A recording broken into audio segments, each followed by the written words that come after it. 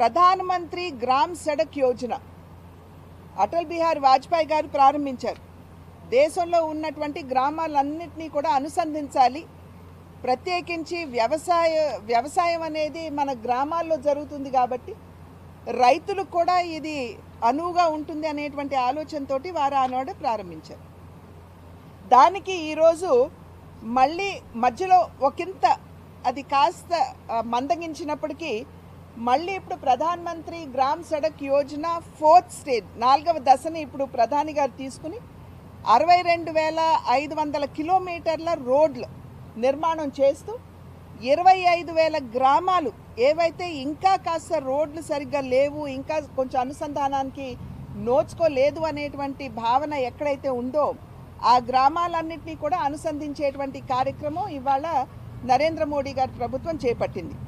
ప్రధాన్ మంత్రి సూర్య ఘర్ ముఫ్త్ బిజ్లీ యోజన అనేటువంటి కార్యక్రమాన్ని కూడా కేంద్ర ప్రభుత్వం ప్రవేశపెట్టింది.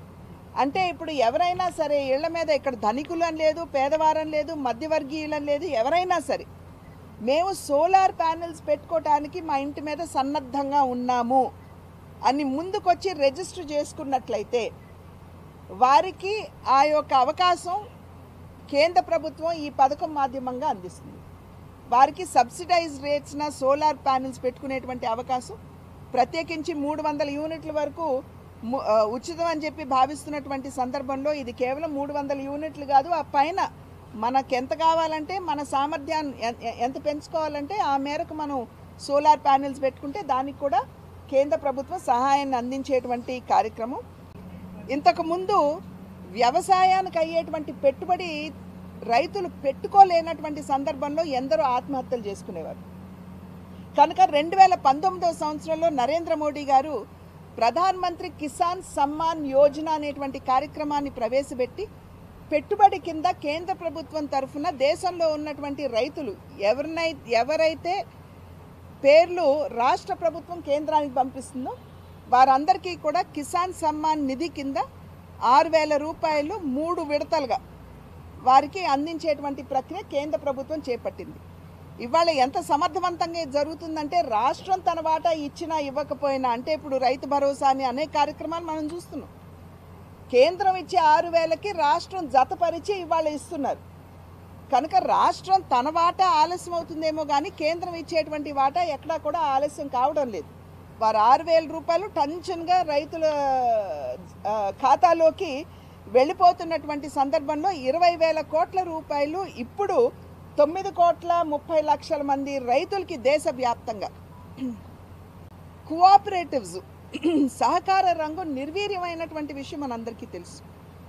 అయితే సహకార రంగం చాలామంది రైతులకి ఊతమిస్తుంది. లోన్స్ ఇవ్వటం కానివ్వండి, ఆ రకంగా ఆదుకోవటం కానివ్వండి, కుటుంబాలని చాలా వరకు కూడా ఆదుకుంటూ ఉంటుంది.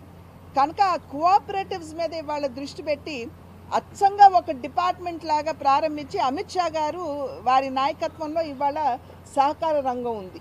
కనుక దాన్ని కూడా పునరుజ్జీవింపజేసేటువంటి ప్రక్రియ చేపట్టడం జరిగిందని చెప్పి తెలియజేస్తున్నాను. ఇంకా ఇన్ఫ్రాస్ట్రక్చర్ ఫండ్ అగ్రికల్చర్కి సాధారణంగా రైతులు ఇక్కడ మనకి హార్టికల్చర్ కూడా ఉంటుందండి.